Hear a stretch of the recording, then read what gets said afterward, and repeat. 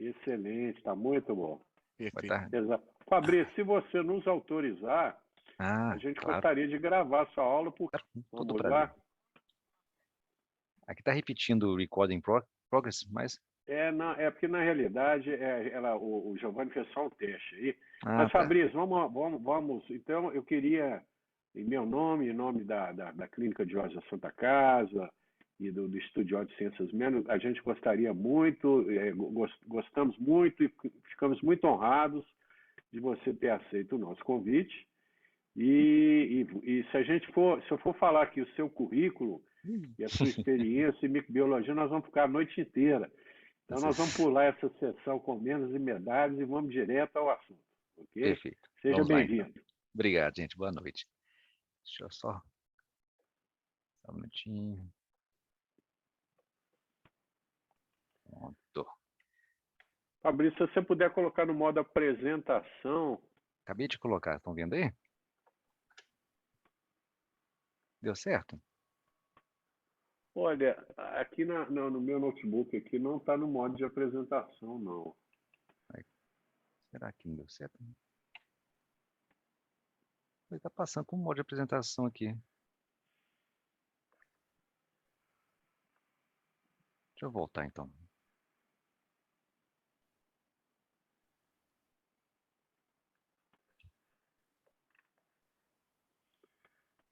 Fabrício, embaixo, Deu no certo agora? monitorzinho, na parte inferior à direita. Então, vou lá de Clica novo. nele.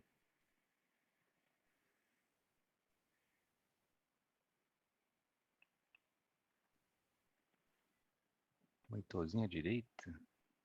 Bem baixo. Embaixo no canto direito. Você vai ver. Assim, Isso, é exatamente aí. Agora sim. vamos ver se deu certo agora? Não. É engraçado. Para mim, está com um modo de apresentação. Será que tem uma... Então tenta maximizar em cima aqui. Vê se do lado do X à esquerda, na parte superior direita.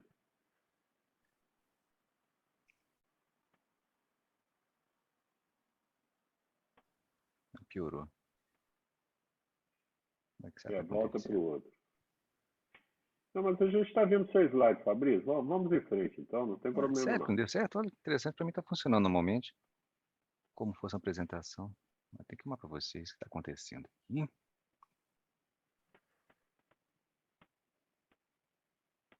Ah, tá. Vou fazer o seguinte. Eu vou mudar para aqui. Olha se melhorou agora. Ah, agora sim. Ah, Maravilha. perfeito. Eu tinha que apelar ao Excelente. sistema do Zoom aqui. Perfeito. Então vamos lá. Boa noite a todos, colegas. Agora é colegas, né? Eu estou me sentindo em casa já há um bom tempo, falando sobre análise microbiológica em doenças oftalmológicas externas. Então, agradeço novamente o convite, tá? Doutor Reinaldo, doutor Arnaldo, doutor Lucas, doutor Rodrigo, senti falta dele, doutor Gustavo. E vamos falar então de um assunto que é um assunto que é comum na rotina de vocês, inevitável, né? Que é falar sobre doenças oftalmológicas.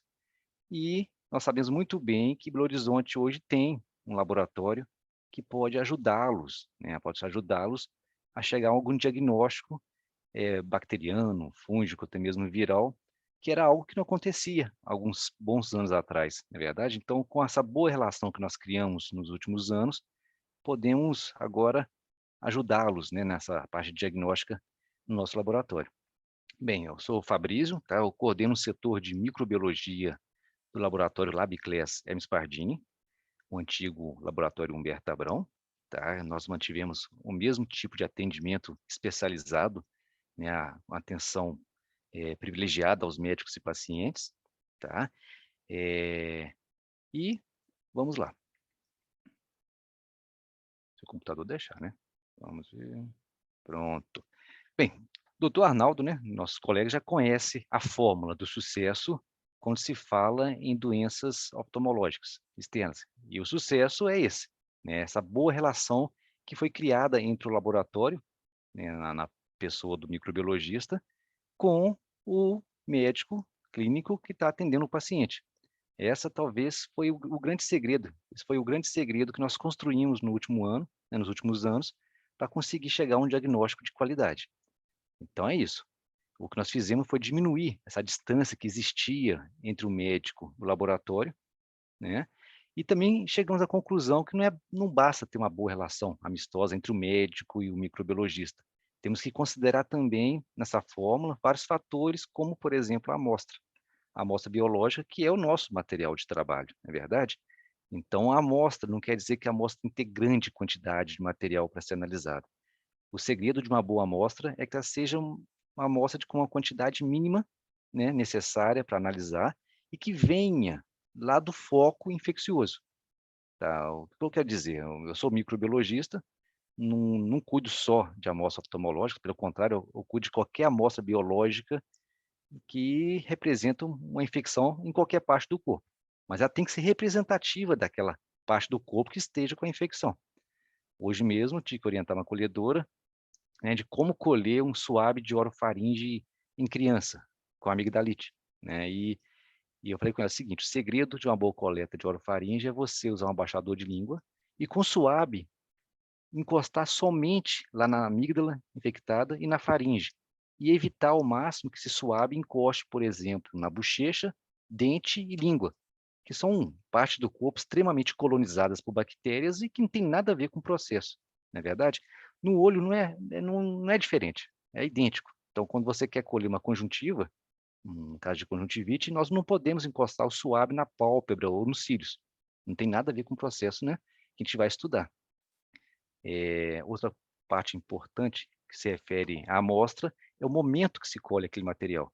E o melhor momento é justamente na fase aguda da doença. E, é claro, no momento, preferencialmente, que não esteja com influência de medicamento, né?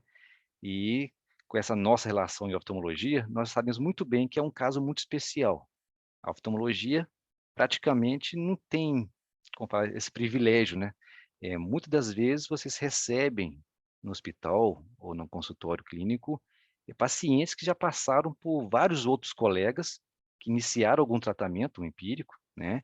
E não temos escolha, nós temos que prosseguir com a coleta. Então, vocês ligam para o microbiologista, discutem o caso antes, discutem o caso durante o andamento microbiológico, né? Como é que está crescendo, o que deu no GRAM aí, não é verdade? E, é claro, também podem entrar em contato com o microbiologista para saber o laudo. Né?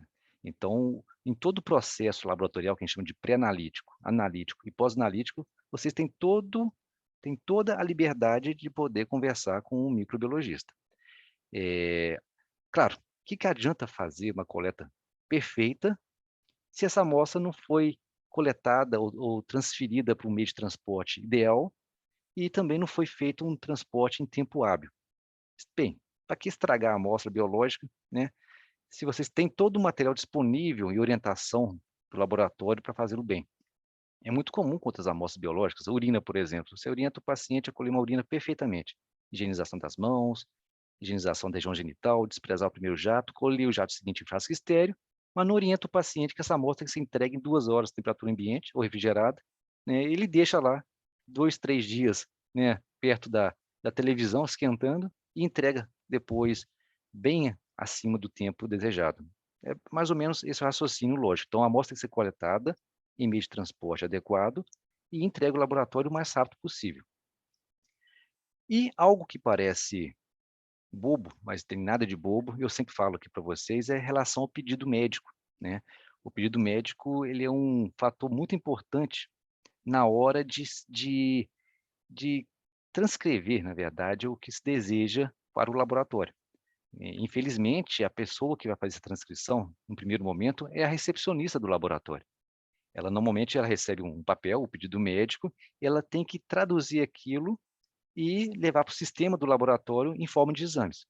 É muito comum, por exemplo, na oftalmologia, chegar para mim um pedido médico e o médico descrever: solicito H-sangue, chocolate, tioglicolato, água saburro, GRAM, né? E não cita, por exemplo, qual é a amostra biológica e muito menos quais exames que ele pretende fazer. A recepcionista, coitada, ela não tem ideia o que fazer com isso, né? E o convênio também não vai aceitar, vai acabar glosando esse pedido médico. Então, o segredo é muito simples. Basta, no pedido médico, definir qual é a amostra biológica desejada, né, o material de trabalho, e quais exames, logo abaixo, vocês pretendem pedir para aquele material de acordo com a maior suspeita clínica. Simples assim, tá? Por exemplo, no laboratório, o que é mais comum são esses exames aqui, ó. São os exames de raspado conjuntival, né? Os exames de imagem palpebral, secreção de canal lacrimal, raspado de córnea, humovítrio. De longe, esses são os materiais mais comuns para qualquer laboratório. O nosso hoje, eu diria que o raspado de córnea, ele já é maior quantidade do que a própria material de suave conjuntival. Praticamente, eu diria que tem uns 2, 3 casos por dia, que é o presente. É uma coisa que era impensável alguns anos atrás, que eu recebia 1 ou 2 casos por ano, e hoje eu recebo 2, 3 casos por dia. Então, raspado de córnea é o principal material que eu recebo no laboratório, depois raspado conjuntival, e eu diria que o movítrio, secreção canal lacrimal e as margens palpebral são ocupam o terceiro lugar da mesma forma, tá? Então, no pedido médico, vocês definem qual material que vocês querem. E, em seguida, vocês vão listar qual exame, né, mais provável para vocês chegarem a alguma conclusão diagnóstica. Então, um bom exemplo. No pedido médico, você faz assim: solicito em raspado de úlcera de córnea olho esquerdo, 2 pontos. E logo abaixo vocês colocam cultura de bactérias mais antibiograma, GRAM, cultura para fungos, pesquisa de fungos e pesquisa de acantameba. Eu diria que esses 5 exames são os exames mais prováveis para aquele paciente que desenvolveu uma úlcera de córnea e que é usuária, por exemplo, de lente de contato, né? Em um raspado conjuntival, os exames mais comuns são cultura de bactérias, GRAM e clamídia PCR. Aí vai, tá? Então não é complicado. E se houver alguma dúvida, simples, liga para o amigo Fabrício, né? Ou manda o WhatsApp e pergunta: o que você acha que eu devo pedir, né, para esse material? Então, o doutor Arnaldo, doutor Reinaldo, doutor Lucas, doutor Gustavo, Rodrigo, eles já estão mais do que acostumados, né, a me mandar o WhatsApp e pedir opinião. Bem, agora, se tem um exame, né, que de longe é o principal instrumento de qualquer microbiologista, não só do meu laboratório, mas qualquer outro laboratório de microbiologia, chama-se GRAM. Tá? GRAM salva a vida. Tá? Imagina um líquor, né, que o médico tem que saber o que está acontecendo naquele material e eu já liberar para ele presença de diplococos gram-negativos. Eu já posso sugerir para aquele médico que nós temos um caso de, por exemplo, de uma naicéria, né? Então, já pode iniciar um tratamento empírico. Ou um coco gram-positivo aos pares lanceolados e capsulados. Olha que interessante. Eu já posso sugerir para aquele médico que se trata de um pneumococo. Então, o gram, nós avaliamos a morfologia bacteriana, quanto à sua forma, essa conformação espacial, e seu comportamento em relação ao corante, né? Se ele é gram negativo, se ele é gram positivo. Então, esse é o primeiro, a primeira informação que vocês vão ter do laboratório para iniciar um tratamento, tá? Há uns exemplos legais aqui. Nós temos cocos gram-positivos em cadeias. O que é isso? Vocês às vezes não sabem que se trata de o que é um coco gram-positivo em cadeia. Vocês podem ligar para o laboratório, mandar o WhatsApp. O que você acha que é isso? Olha, essa conformação espacial nos sugere um Streptococcus ou Enterococcus. Opa, então eu vou usar um antibiótico que cubra, né, esse grupo bacteriano, né? Ou um bacilo gram-positivo, por exemplo, ou células levedoriformes e pseudoífas. Olha que linda essa foto. Isso aqui é um coco. São cocos gram-positivos dispostos de forma isolada aos pares e aos cachos. O que é isso, aos cachos? Que normalmente o gram, ele não sugere, ou a gente escreve no gram que bactéria que é. A gente só sugere. E se não tiver escrito se é estafilococo ou strepto, você liga para o laboratório e aí, o que você acha que é? Olha, pela conformação, pode ser um estafilococcus. Vamos aguardar a cultura. Bem, daquelas amostras que eu citei lá atrás, né, o raspado conjuntival, margem palpebral, canal lacrimal, córnea e humovítrio, eu posso dizer para vocês que vocês têm a liberdade de encaminhar o paciente ao laboratório para fazer conosco, né, com meus colhedores ou comigo mesmo, esses 3 primeiros. Então, num caso de suspeita de conjuntivite, de uma blefarite ou de uma canaliculite, seus pacientes podem ser encaminhados ao laboratório para coleta.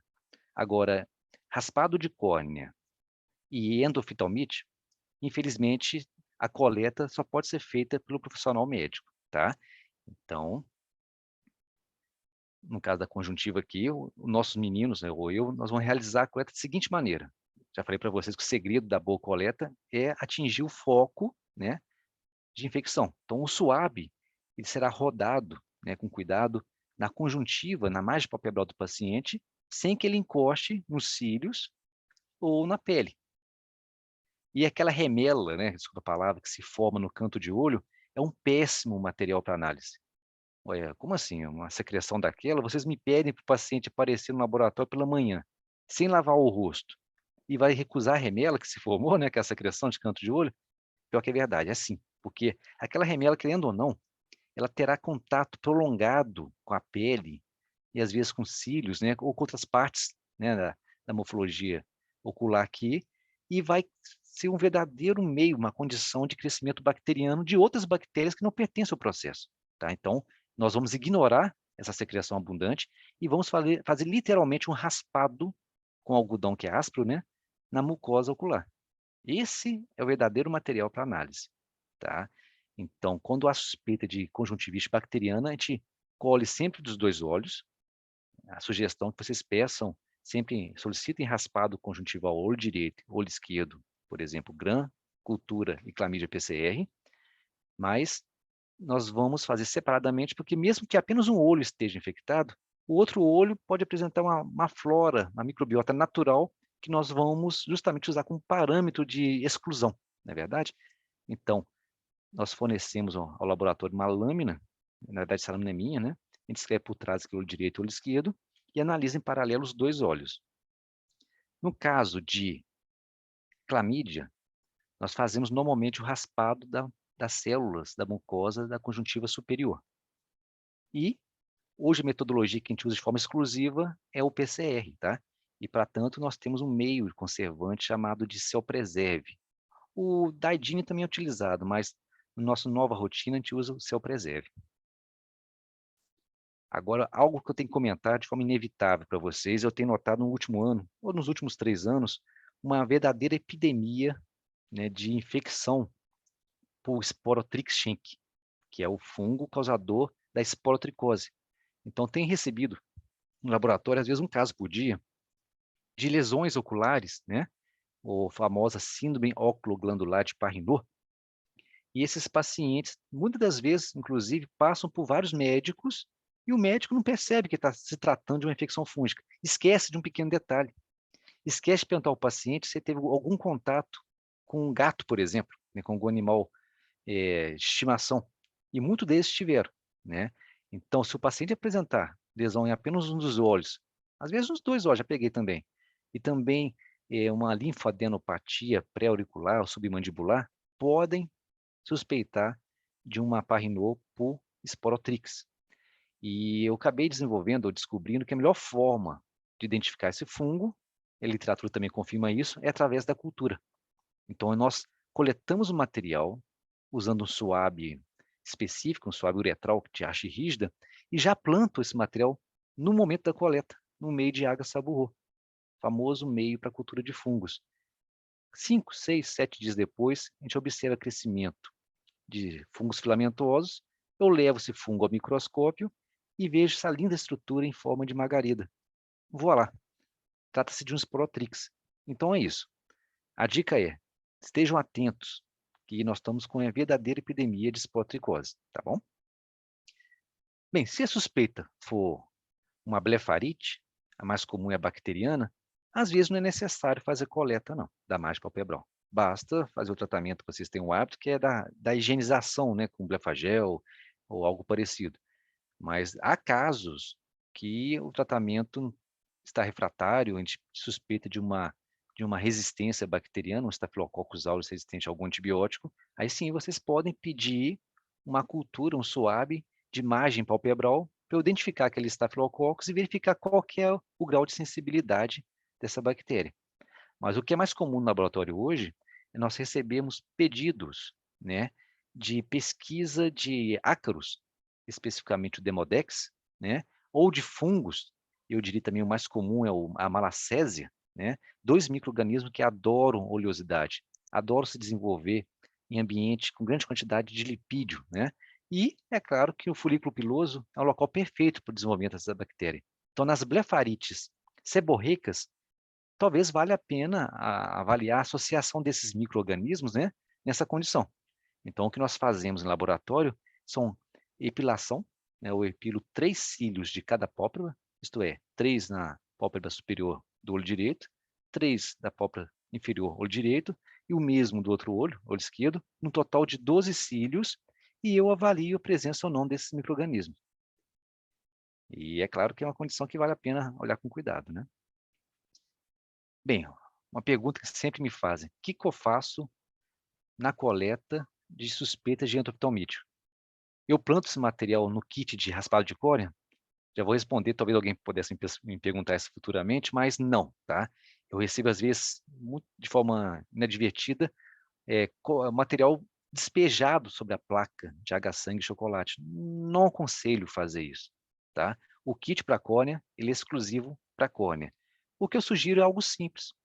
É vocês coletarem o humor aquoso e ou o movítrio, né, em seringa tipo insulina, por que não, né? E encaminhar esse material para o laboratório o mais rápido possível. O próprio cliente ou acompanhante pode enviar para mim esse material. Eu diria que até em 2 horas, temperatura ambiente seria o tempo interessante para não perder qualidade do procedimento, da amostra, tá? E, por que não também colocá-los dentro de uma luva estéreo? É muito comum eu receber esse material com os dois juntos, dentro de uma luva, com um nozinho. Só pedir o paciente para não pressionar o êmbolo de forma alguma, tá? Então, já descobrimos vários casos interessantes no laboratório. Por exemplo, esse caso aqui foi um caso de presença de leveduras e pseudohifas, né? Então, era um paciente diabético. Aqui, estafilococcus, eu diria que é um dos casos mais comuns, né? Cocos gram-positivos aos cachos. E eu falo para o médico, olha, a bactéria que eu visualizei estava dentro de leucócito. Então, pode saber que aquela bactéria, ela é um ator principal, né? E esse talvez seja um dos casos mais curiosos que eu recebi de um paciente médico, né? Paciente médico, colega de um oftalmologista, que nós observamos cocos gram-positivos em cadeias. Opa, estrepto? Conversei com o médico, ele iniciou o tratamento rápido e, para minha surpresa, 2, 3 dias depois, nós identificamos Streptococcus bovis. Olha só, essa espécie bacteriana está correlacionada a câncer, né, a câncer de intestino. E eu liguei para o médico.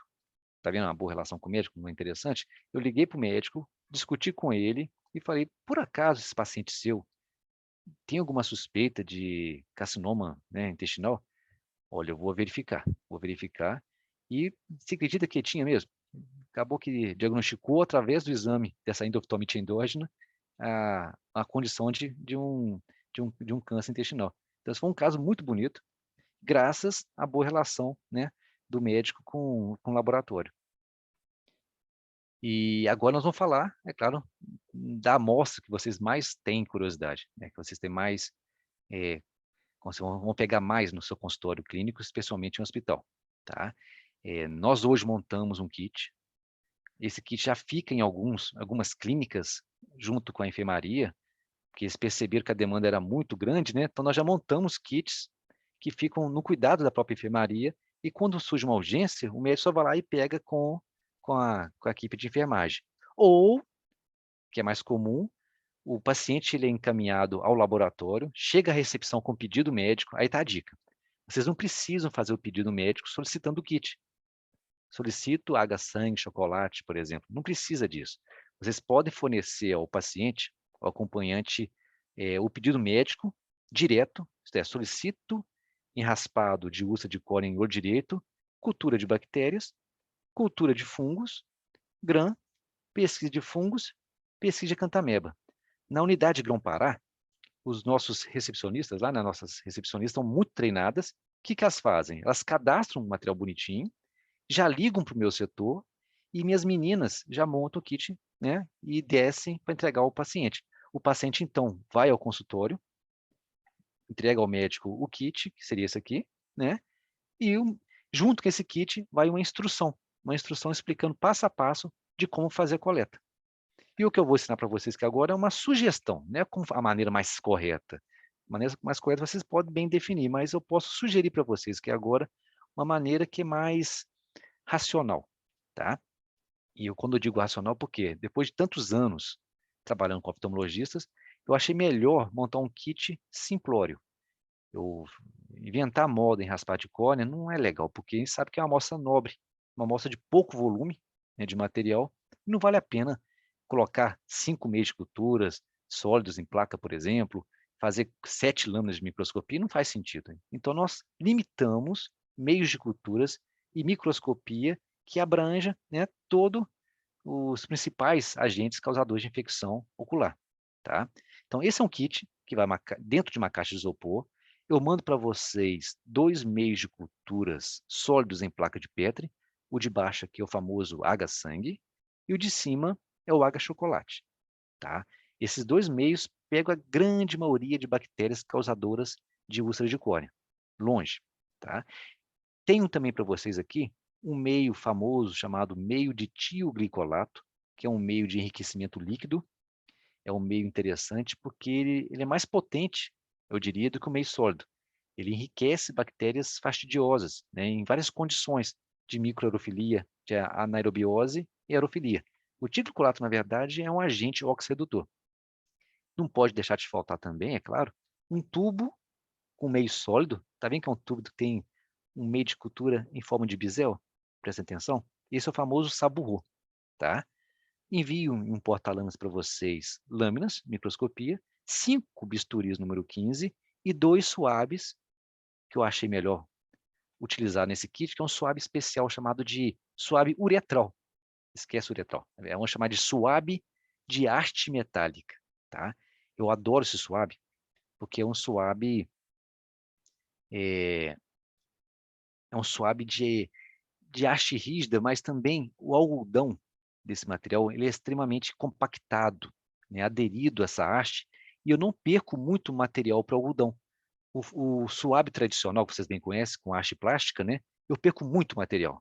Isso, com o passar dos anos, eu descobri que não vale a pena utilizá-lo no dia a dia. Tanto é que é muito comum, às vezes, no hospital, vocês precisarem de um material de coleta e o hospital te fornecer um suave chamado de Stuart. Quem nunca ouviu falar na palavra Stuart, né?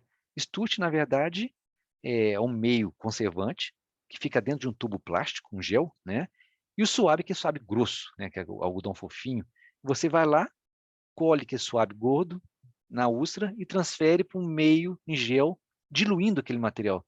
Então, o que eu percebo é que se perde muito em qualidade, né, muito de volume de bactérias, na hora que você for transferir no laboratório para os meios de cultura. Então, fazer esse kit, né, o plantio ser direto no momento da coleta, a sensibilidade fica extremamente mais elevada, né? Acho que ninguém vai discordar de mim. Então, é isso. Aqui está o meio, os meios de cultura do kit, né? H-sangue, chocolate, H-saburro, tioglicolato, as 3 lâminas. Vocês terão disponíveis 5 bisturis número 15 e 2 suaves. Então, o que eu sugiro para vocês? Começar utilizando o bisturi número 15. Então, vocês vão pegar um bisturi número 15, vão lá na lesão e vão raspar, de preferência, a margem da lesão. Tá? Claro, pode colher o meio também. Às vezes a úlcera é tão pequena que o centro não pode ser desperdiçado. Mas deve-se evitar, você sabe muito bem disso, que seria o eixo visual a questão de eixo visual como é que fala? O eixo axial de visão, né? Que vocês falam, acho que é isso mesmo. Então não pode interferir nessa parte. Então com o bisturi, vocês recolhem o material, ele vai ficar retido aqui no bisturi, e vocês vão transferir primeiramente para o meio de H-sangue.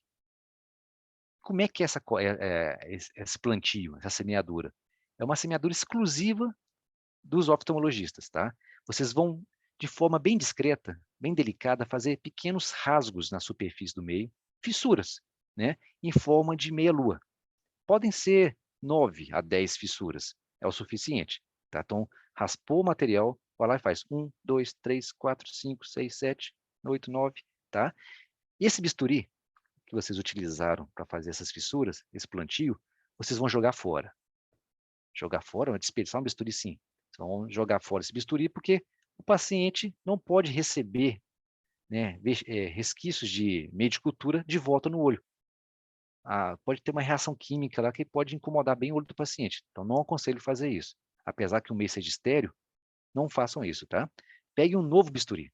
peguem um novo bisturi, façam um novo raspado e agora façam o mesmo tipo de plantia no aga chocolate, tá? Então vão fazer fissuras em forma de vírgulas, 9 a 10, tá ótimo, tá? De forma espalhadinha, como está aqui.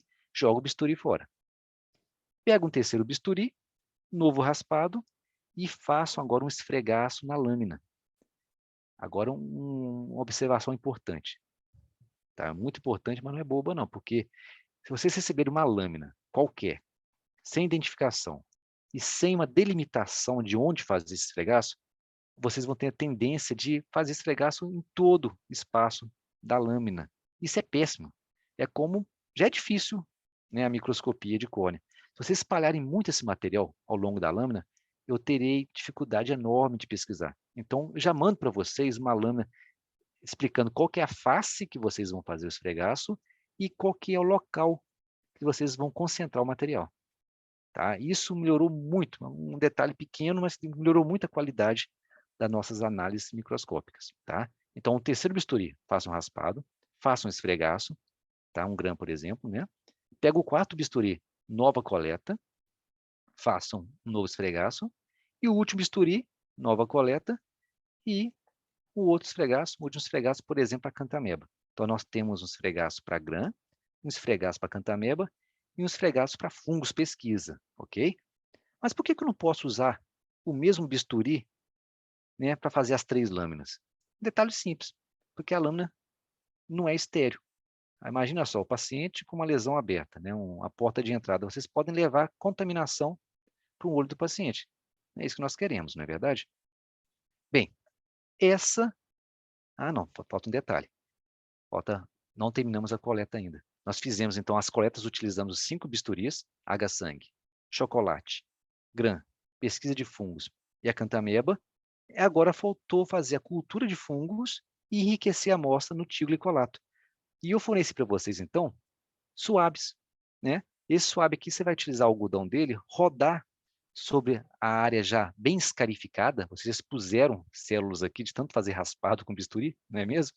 Então, ao rodar esse suave com algodão áspero, seco, vocês conseguem recolher material e vocês podem, então, fazer o primeiro plantio aqui, na superfície do agaçaburro em forma de zigue-zague. Aqui vocês vão ver melhor. Reparem, então, comigo, tem um bisel, não é isso? Vocês não vão fincar de forma alguma o suave lá dentro. Algumas pessoas socam, desculpa a palavra, lá dentro do meio, isso é erradíssimo. Vocês simplesmente vão esgotar o material coletado no suave em forma de zigue-zague no bisel do meio, ok? E, por fim, o outro suave, uretral, vocês vão colher mais material e lavar literalmente suave dentro do meio líquido de tiglocolato. Tire o excesso contra a parede, joga fora o suave, fecha o tubo e coloque todos esses materiais coletados no kit que eu forneci para vocês, que é a caixinha de isopor. Ok? Bem, a coleta não é complicada, né? Pelo contrário, ela foi simplificada. Coletou esse material, as plaquinhas que vocês utilizaram, vocês vão empilhá-las nessa posição. Mas como assim? Com a bundinha para cima? Isso mesmo, com o fundo para cima, tá? Então, vão colocar dentro da caixinha, empilhado com o meio de cultura para cima. Porque se vocês inverterem, deixar com a tampa para cima, pode haver condensação, às vezes acontece isso, né? E essa condensação pode sobressair, né? Podem cair na superfície do meio e contaminar. É muito comum vocês manipularem essas placas com a própria mão, às vezes sem luva, né? Ou no laboratório mesmo, um técnico manipular essa placa sem luva, e bacilos, estafilococos vão entrar por dentro aqui da plaquinha, da tampa, tá vendo? E pela condensação contamina o meio. Então, é um detalhe técnico de microbiologia. Envie essa placa para mim nesta posição, tá bom? Aqui no cantinho tem um meio chamado de Daidine, que é um meio de transporte para herpes. Herpes 1, herpes 2, por exemplo, herpes vírus 1 e 2. Se vocês precisarem fazer diagnóstico de herpes, for uma suspeita clínica diferencial de acantameba, por exemplo, basta solicitar no pedido médico, acrescentar herpes 1, herpes 2, ou até mesmo herpes zoster, né, PCR, e eu vou encaminhar para vocês, também com uma instrução, um meio de higiene, e vocês vão utilizar um terceiro suave, então, raspar e lavar lá dentro. Simplesmente isso, tá bom? Pronto. que a gente consegue ver no laboratório, às vezes horas depois da coleta, no máximo no dia seguinte? Porque muitos de vocês vão me ligar e perguntar: "O que que você viu aí?", né. Eu gosto do oftalmologista por isso, são curiosos. Então eu vou lá, olho o microscópio e eu posso ver, por exemplo, numerosos cistos de acanthameba, né, de forma pentagonal. Eu posso ver estruturas no Gimesa também bem estranhas. Que bicho é esse? Na verdade, não é um bicho.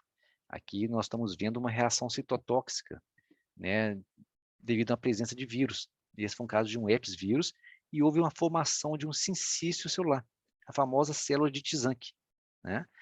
Aqui no lado direito nós temos um BAR, um bacilo álcool-ácido resistente corado por cloração de Zilnice. Mas como assim? Eu não pedi Zilnice, né, naquele kit. Às vezes, né, um bom microbiologista mais atento, ele vê estruturas no GRANS, né, que pode sugerir outras bactérias incomuns, né. Então, o que que a gente faz? A gente descora uma lâmina de Gram e cora para uma outra e acaba descobrindo coisas mais raras. Isso aqui, esse bacilo álcool-ácido resistente, é uma micobactéria, muito comum, micobactérias atípicas em situações, no caso de vocês, né, na cirurgia refrativa, né, uma contaminação secundária, tá?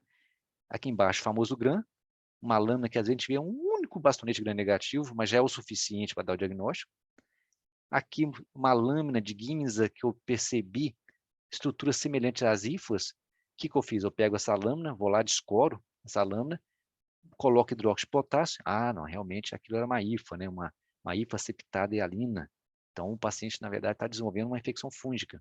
E aqui um caso muito comum, cocos gram-positivos aos cachos intraleucocitário. Cresceu estafilococcus. Essa lâmina é nova, é um caso recente, tá tão bonita que eu tive que mostrar para vocês, né? Olha que maravilha.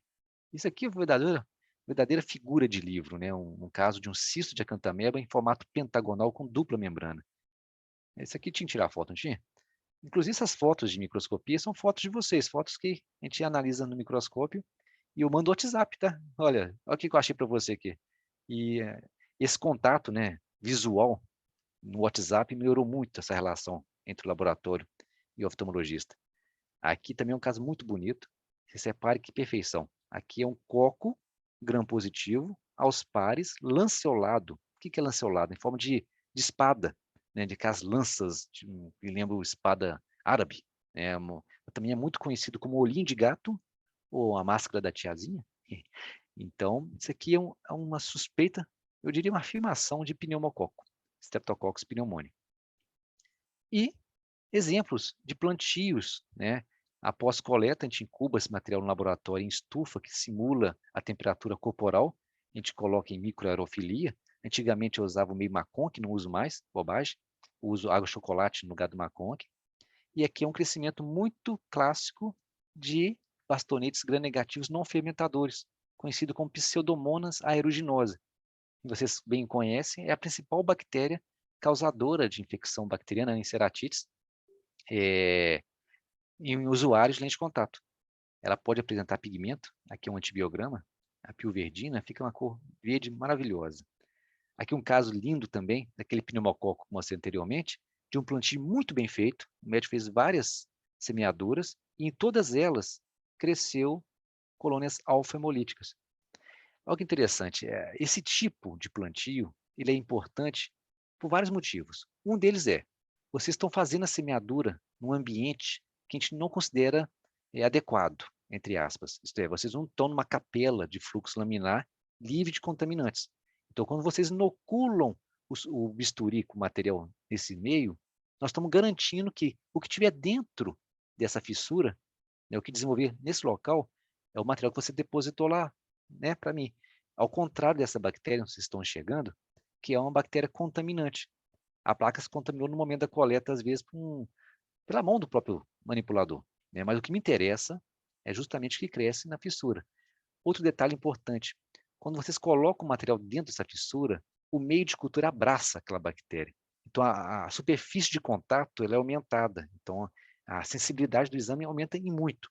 E um detalhe não menos importante é que a gente pode, de certa forma, quantificar, né, a população bacteriana presente. Então, às vezes aqui, quando você faz 10 semeaduras e cresce apenas em algumas delas, eu posso dizer que houve um crescimento aqui, por exemplo, moderado.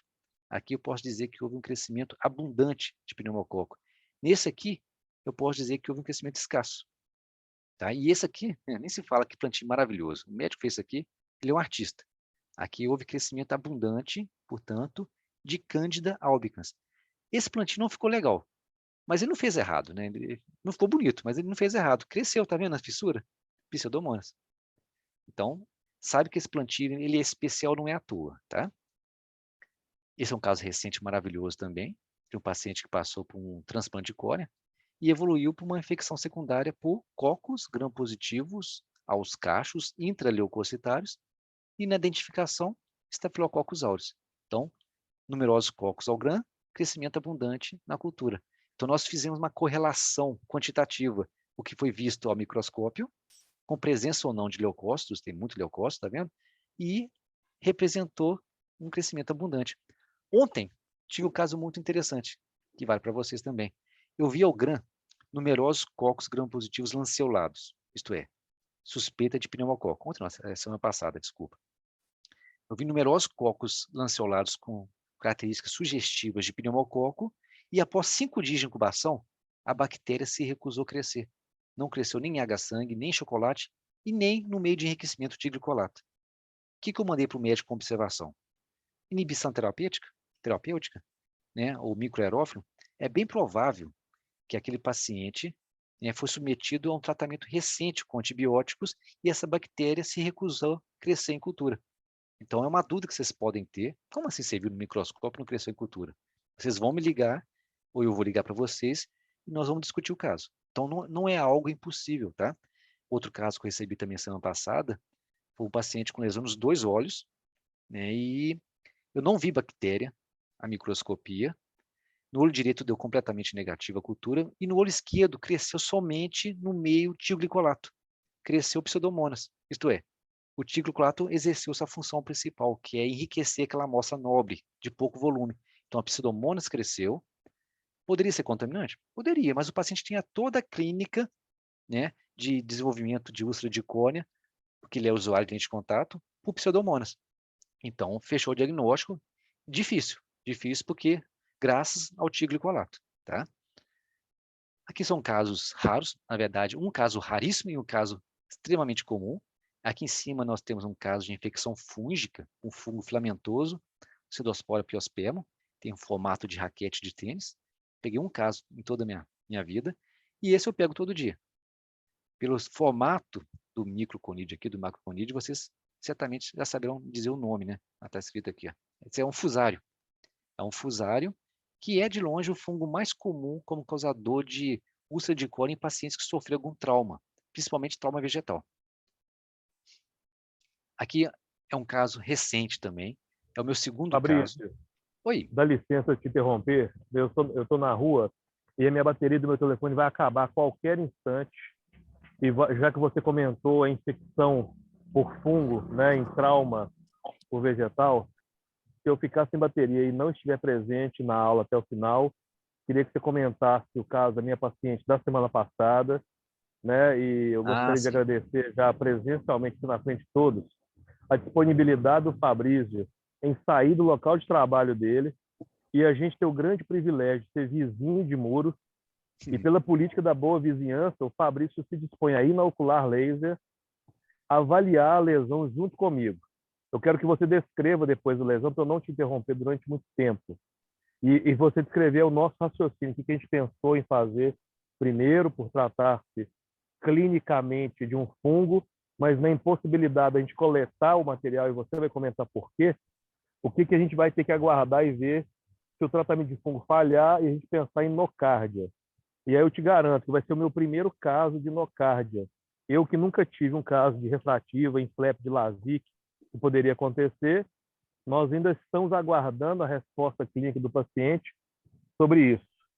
E agradecer você a sua disponibilidade lá, sempre ajudar a gente.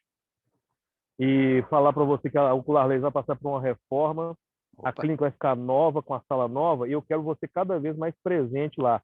E se Deus quiser, um dia, quem sabe você faz oftalmologia, e aí você vai ficar fera em manipular a lâmpada de fenda. Então, eu quero afirmar que a Ocular Laser está aberta, a sua presença lá, porque sem você a gente estava literalmente lascado, Aqui tá? isso. Então, eu vou ficar sem bateria, eu não vou conseguir ficar até o final da aula. No final, você comenta sobre o meu caso lá, que você foi lá me ajudar, tá Não, bom? deixa Você tem comigo, isso é carta um branca para prazer. comentar tudo aí. Ótimo, Obrigado, vou obrigado a resumir. todos. Até Beleza. mais. Abraço, felicidades. Tchau, tchau. Um caso bem diferente dele, um caso inédito, eu diria. Tá aí é um caso que eu posso até adiantar aqui. É um caso que a paciente teve um trauma, se não me engano, por um feixe, uma folha de cana, né? E foi bem caprichosa, foi uma lesão bem caprichosa, porque parece que a lesão foi levou um material suspeito fúngico para um local profundo, né? De forma meio que vertical, né, vertical inclinada, eu diria que até de forma oblíqua, né? Depositou o material lá, e depois houve um selamento, tipo uma cicatrização com um depósito mais interno, mais profundo. E o Dr. Lucas me chamou ao consultório para avaliar. Fazemos ou não fazemos raspado? E eu tive o prazer até de aprender a mexer no helicóptero lá na lâmpada de fenda, achei uma barato. Eu falei, ó, é o seguinte, é um caso complicado, porque você pode fazer um raspado mais profundo e complicar a situação desse paciente, né? Aparentemente pode ser uma infecção fúngica pela história clínica, né? Quando a gente pensa em trauma vegetal, a gente pensa primeiramente em fungo, fusário, por que não? Mas na hora que falou que se tratava de cana, eu me lembrei imediatamente de vários casos de infecções por nocardia, né?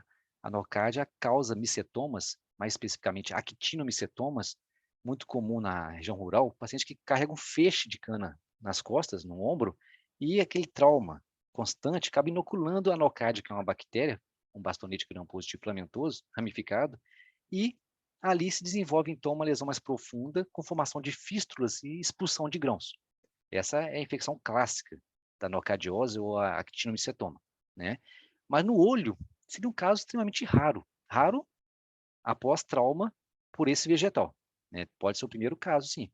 Nós achamos melhor, naquele momento, fazer talvez um tratamento empírico, tratando como se fosse um fungo, né? Caso haja uma falha terapêutica, nós vamos tentar fazer coleta sim e cultivar esse material em meios específicos para nocardia. Mas de longe é o primeiro caso, né? O primeiro caso de trauma por nocardia, será muito interessante, mas nunca, mas já peguei vários outros casos por nocardia em situações especiais, vou mostrar para vocês daqui a pouco, tá?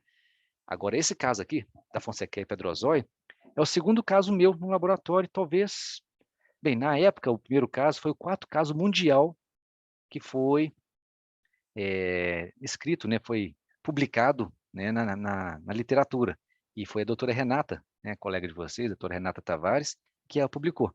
E nesse ano, então, acho que nos últimos meses, eu peguei um caso muito semelhante, também trauma vegetal, né? Observamos na microscopia a fresco hifas septadas demáceas, que o que nós vimos, na verdade, o que nós costumamos ver ao laboratório, quando a gente vai pesquisar fungos, é só essa estrutura aqui, ou levedura, ou hifa. E ela pode ser hialina, que é transparente, ou pode ser pigmentada por melanina. Né? Quando fala que tem melanina na parede de quitina, trata-se de um fungo demáceo. Então já descreve o médico lá, a presença de numerosas hifas demáceas. Dias depois, sabendo disso, eu incubei por mais tempo, né? E houve crescimento de fungos filamentosos de colônias negras. Aí sim, cresceu tanto no saburô quanto no água-sangue chocolate. Peguei esse fungo, fiz um microcultivo e levei novamente ao microscópio para ver estruturas de frutificação. A estrutura de frutificação, que são isso aqui, ó, por exemplo, essas gotinhas, ou raquete de tênis, ou esse formato difuso, é que nos dá o nome ao fungo. É por isso que você tem que ter paciência com o laboratório. Para dar o diagnóstico, o nome do fungo, nós temos que incubar esse fungo, né, a semente, né, esperar que a árvore cresça, as folhas cresçam, mas é o fruto dessa árvore é que nos dá o nome do fungo, tá? Chamado de conídeos.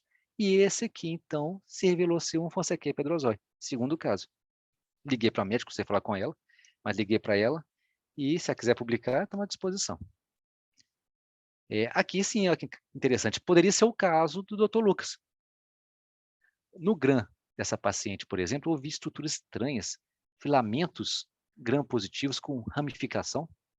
Isso aqui nem é bactéria comum, não. Ou isso aqui é um actinomyces, ou streptomyces, ou nocardia.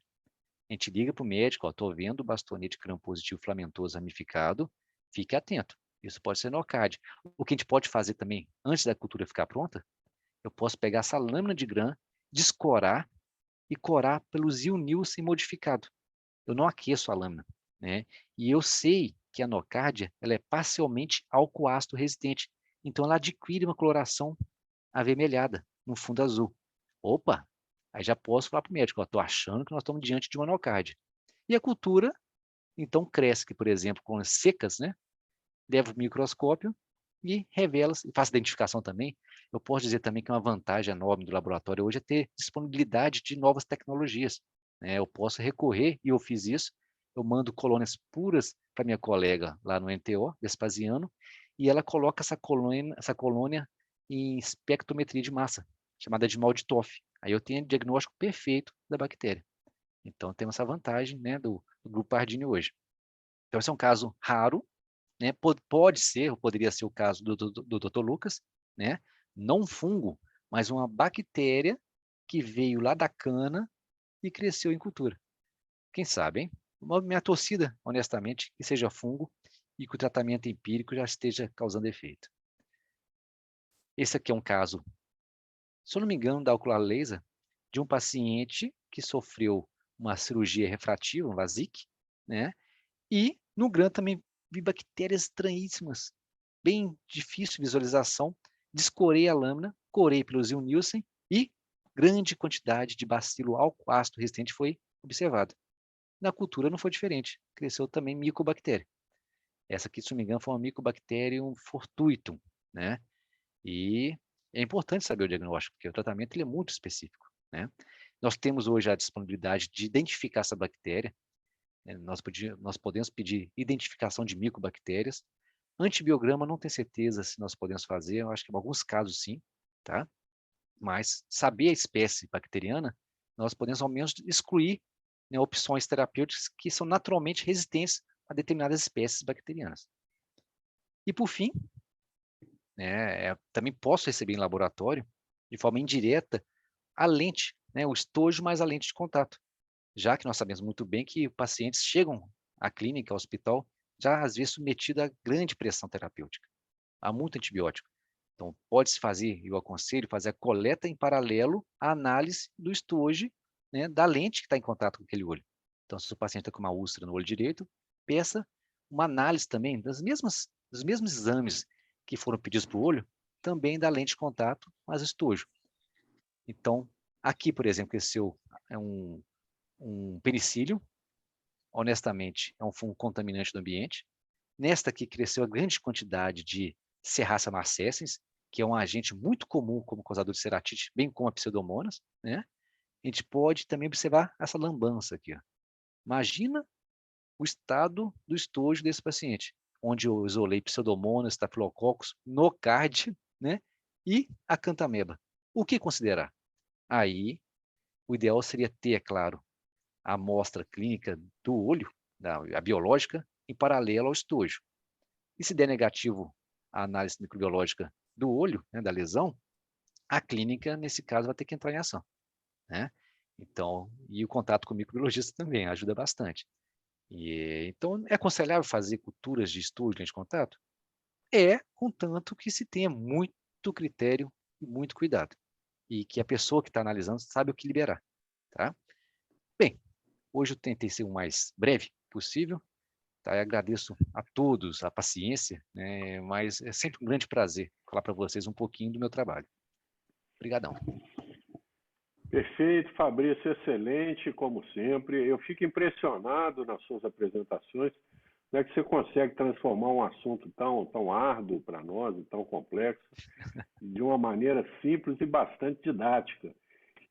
Na realidade, você sabe, toda vez que a gente tem um quadro infeccioso, seja num paciente clínico ou num paciente cirúrgico, isso para nós, oftalmologistas, cirurgiões, isso é um drama enorme e é uma situação que causa um estresse muito grande para a gente, porque você sabe que em cirurgia refrativa a gente está lidando com olhos normais, muitas vezes olhos que têm uma qualidade de visão excelente. Então, esses quadros infecciosos realmente eles nos preocupam muito E essa ajuda e esse apoio científico e emocional que você nos dá, isso realmente é o grande diferencial que faz com que o seu laboratório seja uma referência nacional em microbiologia, principalmente voltada aí na nossa área. Então, eu te agradeço muito e vou convidar o Reinaldo agora para fazer os comentários aí a respeito da sua apresentação. Parabéns, Fabrício. Realmente é uma aula realmente muito didática. A gente sabe como que você se esforça para simplificar, porque a gente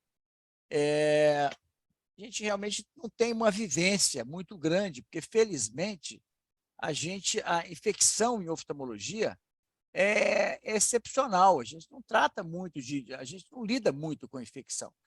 O grande problema é que, quando acontece, muitas vezes as consequências são muito graves, se não for bem conduzido o caso. Então, acho que a primeira coisa que eu quero dizer aos nossos fellows que estão aí é o seguinte, gente. Peguem o contato do Fabrício, não espere para poder saber onde é que está o Fabrício na hora que você estiver pegando fogo. Então, eu sugiro, se você puder, já deixar o seu telefone de contato, Fabrício, para que todo mundo possa ter esse contato seu com você, para que, no caso de necessidade, agilidade na condução do processo. Lembrar que quando a gente faz contato com o laboratório, quando a gente pede o paciente para ir levar o material, buscar o kit no laboratório, você colhe o material, o paciente, os familiares estão vendo isso que você está fazendo. Isso passa a percepção de cuidado que você está tendo com o paciente. Independente do resultado do tratamento, você vai passar para a família que você está fazendo tudo que é possível, né? Então, é importante o paciente e a família acompanharem todo esse processo para ver a preocupação que a gente tem de tentar identificar o problema, identificar o micro-organismo.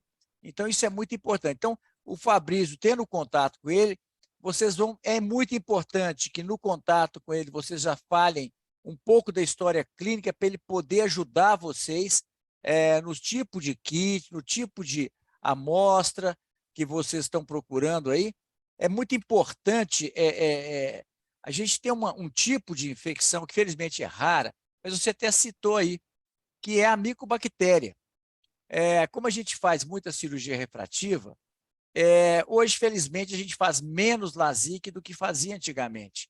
Então, hoje, a gente está tendo menos casos de micobactéria do que tínhamos antigamente.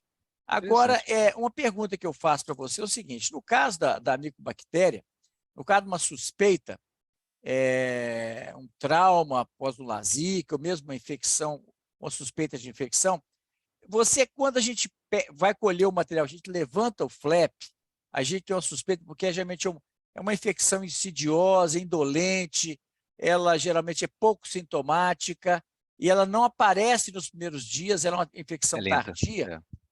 Eu perguntaria a você, a gente deve dizer para você, sugerir a coloração pelo Zionílse, ou a gente já deve dizer para você a suspeita diagnóstica para já ser feita essa coloração específica para o bacilo alcoático resistente? Isso aí pode ajudar de alguma forma?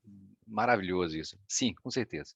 Porque nem sempre eu vou estar em frente ao microscópio, pode ser uma colega minha que não tem tanta vivência, experiência. Assim como para a córnea, já definimos os exames protocolares, né, cultura bacteriana, cultura para fungos, gram, pesquisa de fungos e acantameba. Por que não definir exames protocolares para pacientes, né, que passaram por cirurgia refrativa e bastando apenas excluir a acantameba, que não é comum, e colocar no lugar pesquisa de micobactérias. Só isso. Acho que sim, você tem toda razão. Você criou agora um novo protocolo, né, de exames para cirurgia refrativa, para infecção pós-cirurgia refrativa. Gram, excelente, cultura, pesquisa de fungos, cultura para fungos e agora micobactérias pesquisa. Maravilha. Então, gente, vocês verem como é que é importante essa interlocução, essa parceria. E o paciente é que vai se beneficiar desses cuidados. Outra coisa também que eu achei muito interessante é que, no caso de vocês terem essas blefarites crônicas, que muitas vezes a gente fica ali fazendo higiene, e o paciente vai e volta, eu acho que é sempre muito interessante você fazer uma pesquisa desses cílios, porque o Demodex vamos dizer, é um parasita que vamos dizer, ele quase que faz parte da nossa flora, dos nossos cílios. Certamente todos nós temos Demodex nos cílios. O problema é quando eles têm uma proliferação muito grande, aí eles se tornam sintomáticos.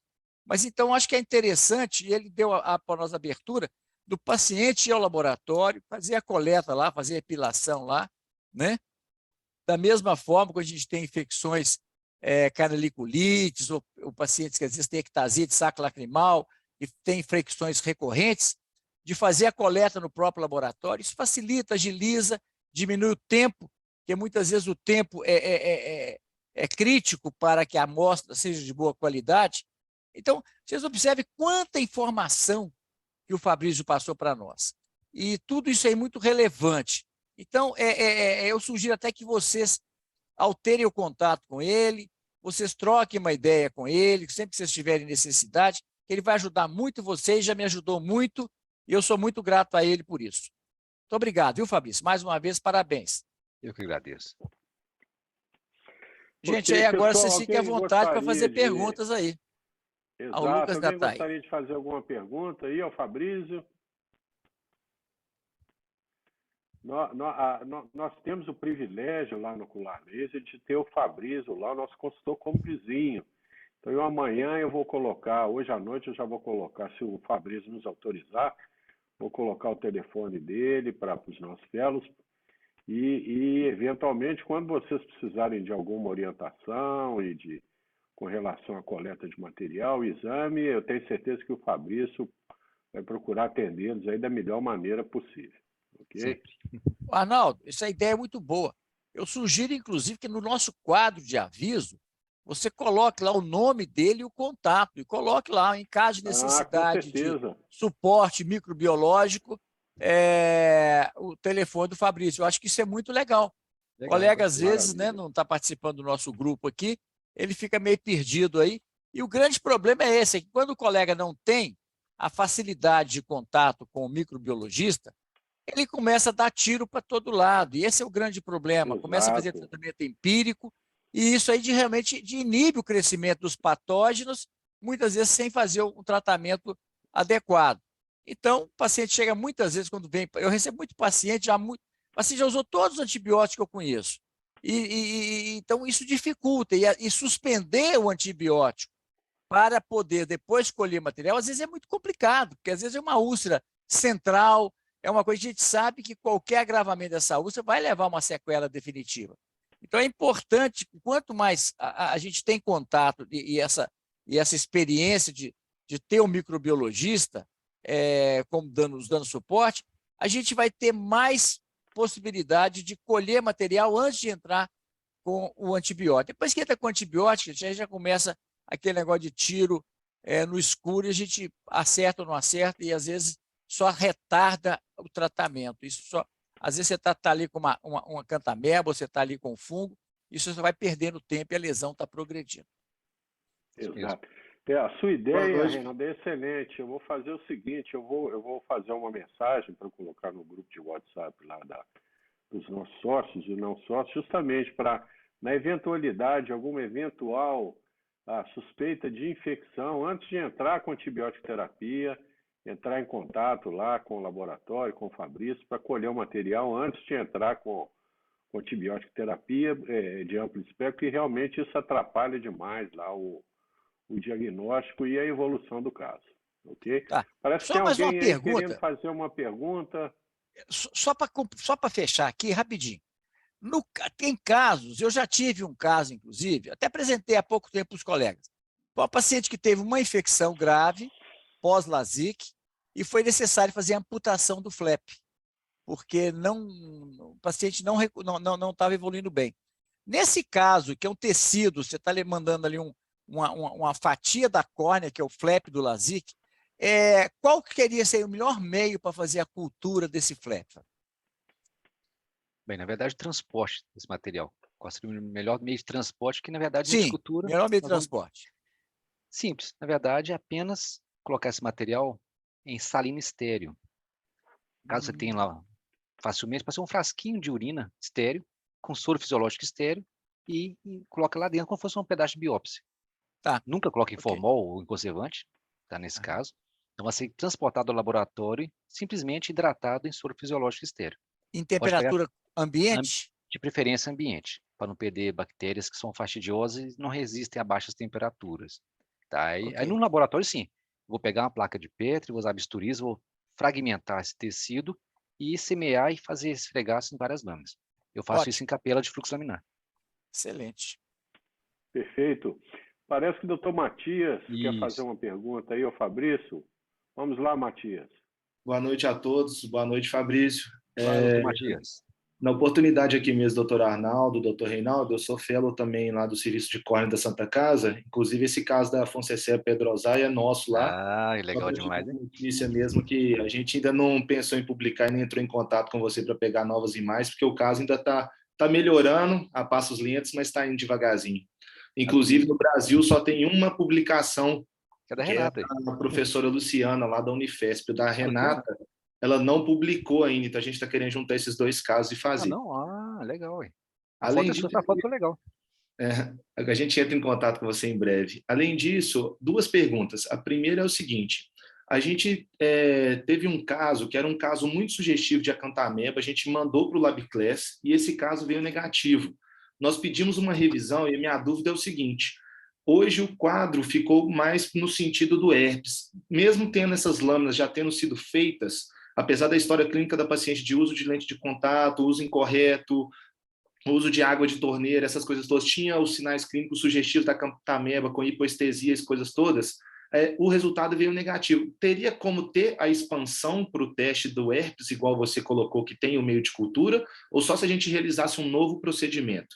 E uma outra pergunta seria o seguinte: igual o professor Reinaldo colocou, quando a gente já tem um paciente que está em uso de antibiótico terapia, na realização do raspado de córnea, você tem alguma orientação quanto à suspensão ou não suspensão? Qual seria a orientação do microbiologista para a gente nesse ponto? Tá, vou começar para a segunda pergunta, que é a mais famosa de todas. É a pergunta que todos fazem em qualquer apresentação, em congresso inclusive. Tá? É claro que a instrução de qualquer laboratório, para qualquer tipo de coleta, não só oftalmológica, é que se faça coleta sem interferência ou uso de medicamento antibiótico tópico oral. Bem, se fosse assim, ninguém fazia nenhuma coleta, né? Na verdade, tem vários pacientes com septicemia em uso de antibiótico, aí nós utilizamos de artifícios, como um balão de hemocultura com neutralizador de antibiótico. No caso da oftalmologia, eu considero uma amostra extremamente nobre, tá? E que deve ser colocada na balança de acordo com o aspecto que está a lesão. Se for uma lesão, é questão de sentimento, né? O que pode ser estipulado pela bibliografia ou experiência de muitos médicos é interromper 24 horas de tratamento, no máximo 48 horas, e depois sim fazer o tratamento, a coleta. Mas é claro que às vezes 48 horas pode ser muito para aquele paciente. Uma infecção bacteriana aguda pode causar um melt ali, uma complicação que vocês talvez não vão se arrepender depois de não ter usado antibiótico. Então é isso. Se você vai ver que aquela lesão vai piorar com 1 ou 2 dias de interrupção, né, do tratamento, faça com o uso de antibiótico mesmo. A microscopia, às vezes eu vejo a bactéria, mas talvez não cresça em cultura pela inibição terapêutica, mas já é o suficiente, tá? Mas se puder, 2 dias. Eu não aconselho mais do que isso, não. 2 dias é o suficiente. Agora, outra pergunta sua, em relação a herpes versus acantameba. São diagnósticos diferenciais, né, na rotina de vocês. Tanto macroscopicamente, na aparência da lesão, quanto também a microscopia é muito parecido. Quando eu não vejo um cisto de acantameba à microscopia, eu posso ver poucos leucócitos e muitas células mononucleadas, às vezes até sofrendo aquela citotoxicidade que eu consigo ver em herpes, que é o sincício. Mas não consigo afirmar se é acantameba. Agora, não faz milagre, o microbiologista não faz milagre. Já tive casos que o médico, o Dr. Rafael Canhês, um amigo muito meu, né, tinha certeza absoluta que a paciente dele tinha acantameba, e na terceira coleta que eu consegui ver o cisto. Então, às vezes, é como se foi coletado, se conseguiu chegar ao foco infeccioso, e às vezes a população, né, do micro-organismo não era sensível à microscopia, infelizmente. Tá? Isso acontece. Então, nós não fazemos milagres sempre. Por mais que o microscopista é bom, né? Então, depende muito da qualidade, Eu diria que 90% ou mais depende da qualidade da coleta. Tá? Isso para qualquer amostra biológica de laboratório e aquelas que vocês fazem também. A qualidade da coleta é 90% da minha análise. Tá bom? Então, nesse caso seu, o que eu sugiro, e na verdade é a única solução, é refazer a coleta, né, do material e transferir para um kit de transporte chamado de DyGene, que ele conserva material genético, tá? E esse vai ser mandado para o setor de genética para identificar o micro-organismo. Da lâmina, infelizmente, não consigo fazer esse diagnóstico. Tá, joia. Muito obrigado. De nada, Matias. Perfeito. Pessoal, alguém gostaria de fazer mais alguma pergunta para o Fabrício? A hora é agora.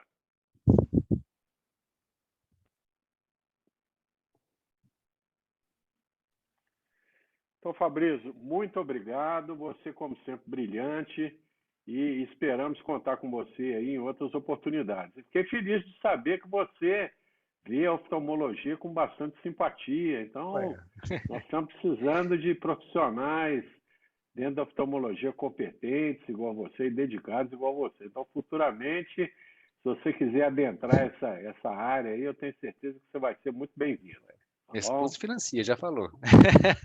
Ah, cuidando das crianças maravilha. enquanto eu vou Então, estudar. olha só.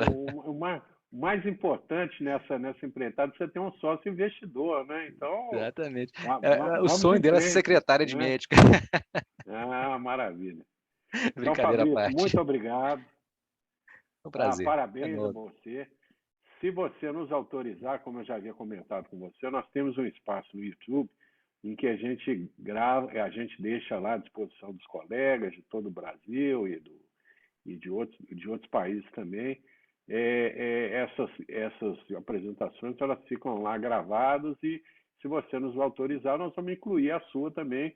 Eu tenho certeza que vai ser um recordista lá de presenças e de Será? interesse. Eu vou ficar famoso, é? Vou virar youtuber? Obrigado, Isso. é uma honra. Será um prazer. Ok, Fabrício. Fabrício, Muito obrigado. mais uma vez também, muito obrigado, hein? Parabéns Um prazer mais uma vez aí. E estamos junto aí. Já me sinto em casa. Tá bom? Fabrício, assim que Falou, a nossa gente. Uma obra boa noite a Ocular todos. Laser estiver concluída, nós vamos te convidar